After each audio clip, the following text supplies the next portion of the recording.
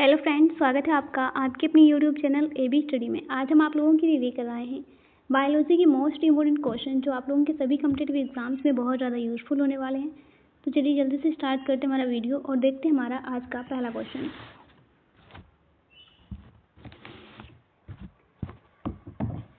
पहला क्वेश्चन है, लाइकेन जो पेड़ की छाल पर उगते हैं कहलाते हैं। क्या कहलाते हैं? जो लाइकेन पेड़ की छाल पर उगते हैं उनको क्या कहा जाता है? उनको कहा जाता है कार्टिकोलर।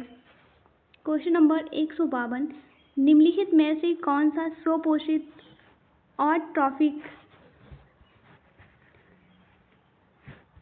है? तो क्या हो जाएगा हमारा राइट आंसर? हरित शैवाल। क्वेश्चन नंबर 153, पोलियो टीका की खोज किसने की थी? जो पोलियो टीका है उसकी खोज करने वाले कौन से वैज्ञानिक हैं?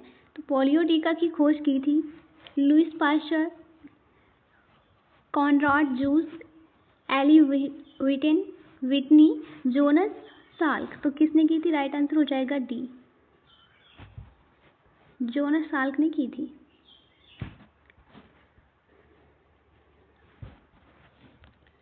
क्वेश्चन नंबर 154, टीकाकरण का आविष्कार किसने किया था? टीकाकरण का आविष्कार किया है एडवर्ड जेनर ने। क्वेश्चन नंबर 155, निम्नलिखित में से कौन सी ग्रंथि मानव शरीर में गंधमाला के कारण बढ़ती है? तो कौन सी ग्रंथि है जो बढ़ती है? थायराइड ग्रंथि। थायराइड ग्रंथि। क्वेश्चन नंबर 156, निम्नलिखित में से कौन सी एक वंशानुगत बीमारी है? निम्नलिखित में से कौन सी बीमारी है जो वंशानुगत बीमारी है? तो राइट आंसर क्या हो जाएगा? एक सेकेंड, वंशानुगत बीमारी है हीमोफीलिया। क्वेश्चन नंबर 157, वंशाणु जीन से बने होते हैं। जीन जो होते हैं ये किससे बने होते हैं? ये डीएनए, आरएनए और प्रोटीन, इन सभी से बने होते हैं। जितने भी यहाँ पे विकल्प दिए गए हैं ये तीनों सही हैं। क्वेश्चन नंबर अगला, क्वेश्चन नंबर 158 क्या है? एक सामान्य मानव शरीर के कोशिका में गुणसूत्र की संख्या होती है। एक सामान्य मनुष्य है, उसके शरीर में कोशिका में कितने गुणसूत्र होंगे? उसके शरीर के कोशिका में कितने गुणसूत्र होंगे? तो कितने होंगे? 46। क्वेश्चन नंबर 159, बच्चे के लिंग निर्धारण के लिए कौन जिम्मेदार है? कौन होता है? पिता।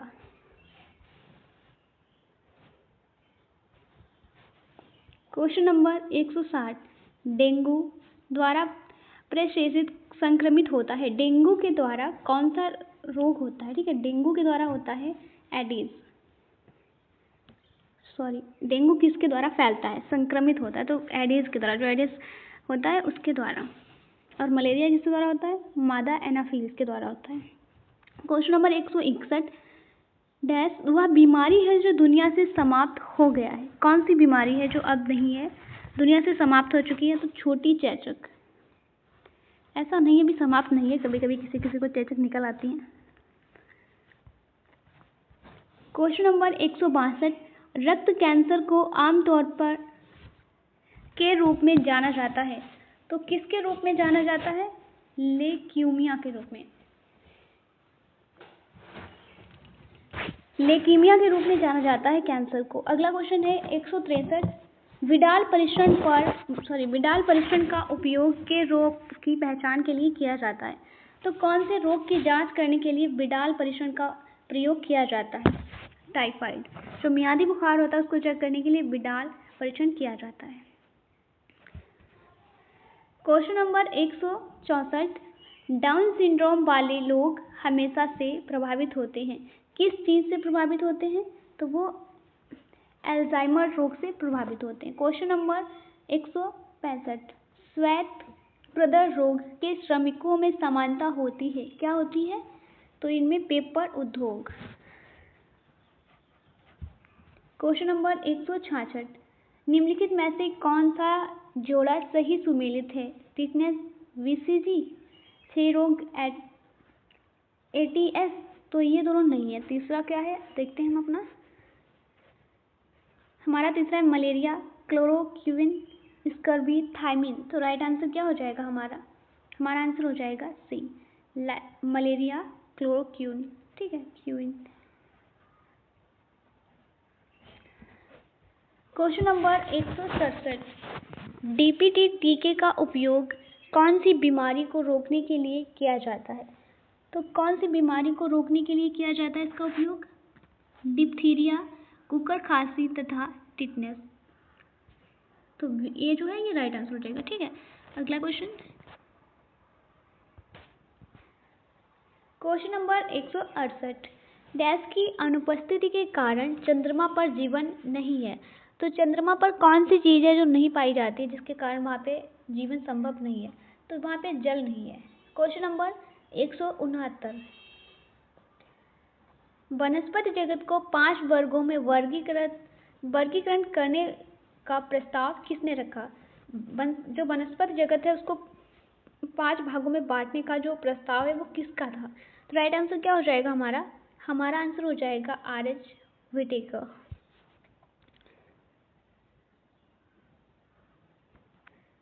क्वेश्चन नंबर 170, प्लेटलेट्स का अन्य नाम है, प्लेटलेट्स का दूसरा नाम क्या है? तो राइट आंसर क्या हो जाएगा हमारा आंसर हो जाएगा थ्रोम्बोसाइट्स। क्वेश्चन नंबर 171, मानव शरीर में सबसे बड़ी धमनी है, मानव शरीर में सबसे बड़ी धमनी कौन सी है? महाधमनी। क्वेश्चन नंबर 172, दूसरा सबसे बड़ा प्राणी जगत फाइलम है। तो कौन सा दूसरा सबसे बड़ा प्राणी जगत है? प्राणी जगत नहीं, प्राणी संघ है। तो राइट आंसर हो जाएगा हमारा ए, मोलस्का जो है वो दूसरा सबसे बड़ा प्राणी संघ है। ठीक है, मोलस्का।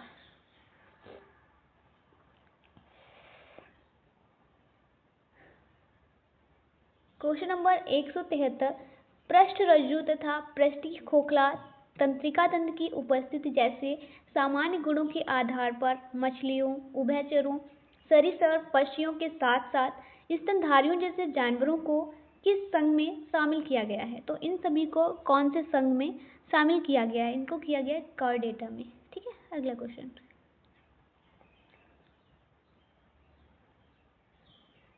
एस्टेरियस, तारामीन, एकाइनस समुद्री आर्चिन, एंटीडोन समुद्री लिली, ये सभी किस संघ फाइलम के उदाहरण हैं? ये सभी किस चीज में, कौन से संघ में आते हैं, किसके उदाहरण हैं ये? तो ये सभी एकाइनोडर्मेटा के उदाहरण हैं। अगला क्वेश्चन क्या है? अगला क्वेश्चन है क्लोरोफाइसी, क्लोरोफाइसी के सदस्यों को सामान्यतः शैवाल कहा जाता है। जो क्लोरोफाइसी के सदस्य हैं उनको क्या कहा जाता है? उनको क्या कहता है? भूरे शैवाल कहा जाता है। ठीक है,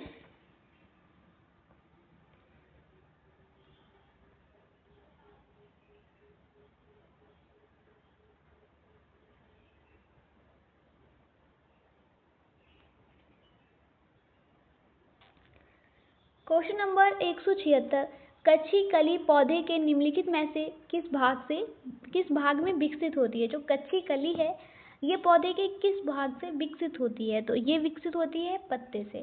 क्वेश्चन नंबर 177, जाइलम निम्नलिखित में से किसके परिवहन में मदद करता है? जो जाइलम है वो निम्नलिखित में से किसके परिवहन में मदद करता है? तो वो जल के परिवहन में मदद करता है। क्वेश्चन नंबर 178, तना में प्रोटोजाइलम केंद्र में तथा मेटाजाइलम परिधि की ओर होता है। इस प्रकार के प्राथमिक जाइलम को क्या कहा जाता है? जिसमें मतलब तना जो है, तना में प्रोटोजाइलम केंद्र में होगा और मेटाजाइलम परिधि की ओर होगा। तो इस जाइलम को हम क्या कहेंगे? ये प्राथमिक जाइलम होगा और इसको कहा क्या जाएगा? तो इसको कहा जाएगा मध्यादिदारुक। ठीक है, क्या कहा जाएगा? मध्यादिदारुक। क्वेश्चन नंबर 179, मैग्नीशियम धातु का एक घटक है। मैग्नीशियम धातु का कौन सा घटक है? तो मैग्नीशियम धातु का एक घटक है क्लोरोफिल अणु। क्वेश्चन नंबर 180, मानव में DNA अंगुल छाप की तकनीक पहली बार डैश द्वारा विकसित की गई है। तो कौन सी तकनीक है? एलेक्स रेफी। जो डीएनए अंगुली छाप की तकनीक है वो सबसे पहले किसने विकसित की थी? तो एलेक्स जेफरी ने की थी। ठीक है,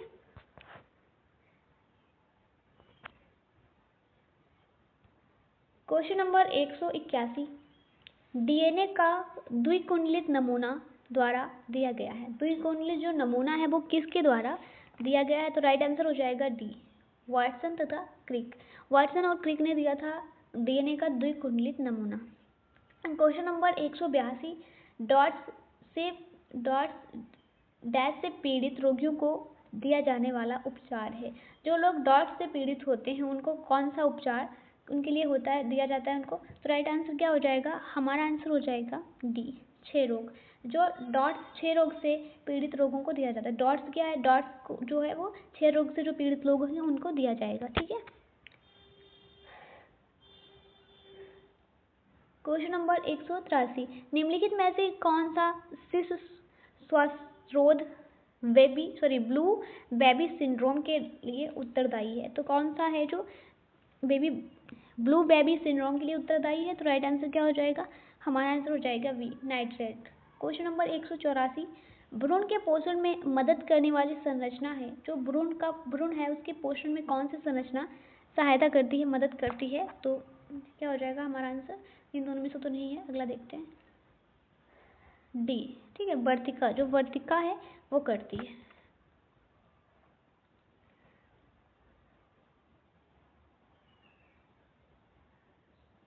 क्वेश्चन नंबर 185, क्वेश्चन नंबर 185 हमारा,